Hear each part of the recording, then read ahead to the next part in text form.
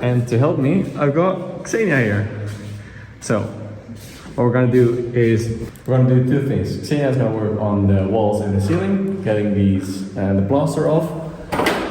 And I'm gonna get these beams in here, at least try to.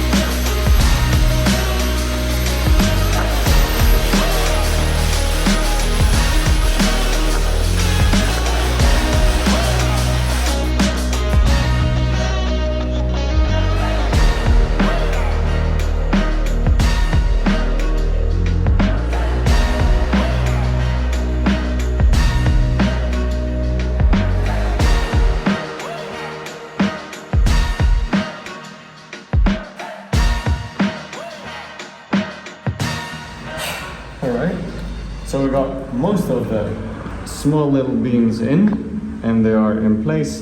Now we just have to mount them to that side and to the big beam here. And then we've semi-finished this little flooring here. Also here we got a big chunk of this whole wall stripped, so we can continue painting it later. So in the next episode, we're gonna do just that. We're gonna mount these little beams to this big one, and we're gonna continue stripping the rest of the ceiling and the walls. Thank you for supporting us by watching this episode. I hope to see you next one. Ciao!